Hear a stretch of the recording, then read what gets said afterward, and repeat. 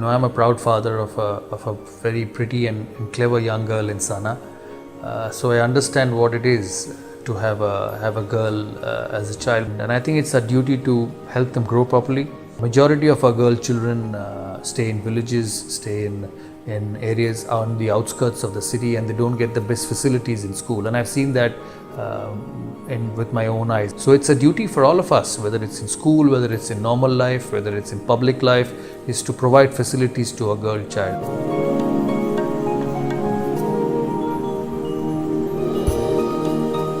Bring that girl child back to school. Hi, I'm Pooja Marwaha, the CEO of CRY Child Rights and Youth. Today, I want to tell you a little bit about how integral volunteers and volunteering has been to CRY. I don't know how many of you are aware, but CRY was started by a group of very young people, a little older than yourselves. And it was started as an endeavor by young people who said, enough. We see children in need all around us and we want to make a change. And we believe that we can make this change possible by doing our own little bit. So off they went and created an organization that today, as all of you know, has been able to touch the lives of over 2 million children, and we have done so much sterling work in this country, all from originally a set of young volunteers who said, I am going to make a change. Today, we're launching our Child Rights Leaders program, and I'm very happy to see all of you here and to welcome you on this momentous occasion. As you can see, it's where we came from. It's an extension of the work that we believe young people are capable of change. They are capable of doing extraordinary things. In order to further our ties with colleges and young people, we started the Child Rights Leaders program. And here today, a lot of you have come here after the extensive application program and a selection process, where we got far more applications than we really thought we would. And today I just want to say to each of you, I salute you. I salute your interest. I salute you of the fact that in your busy lives today, you think you can actually contribute to making a better life for children in India.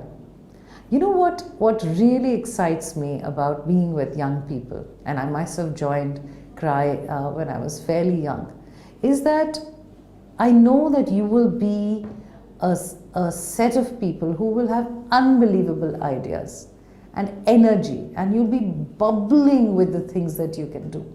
And I just want you to remember here today, one of the things that I learned when I came to CRY is that remember that no action is too small. Nothing that you do is insignificant. Don't look at an idea of yours and say, it's not going to make a big difference.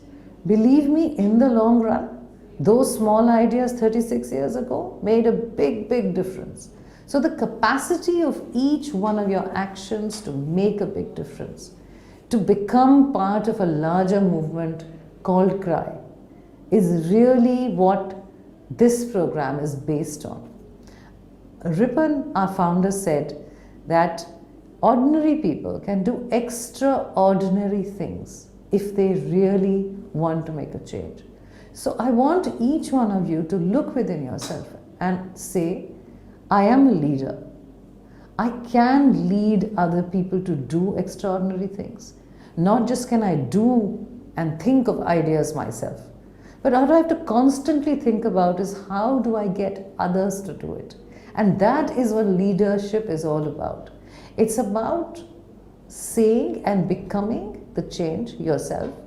And it's about getting others to change willingly, to join in actively.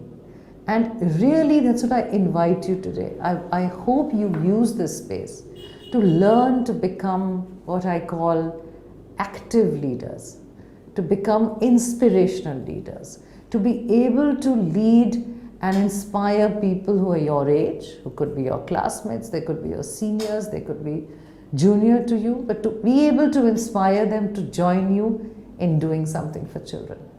So, have a great time, welcome again, and I hope that I will be hearing from you within a year about all the wonderful things that you've done. Thank you.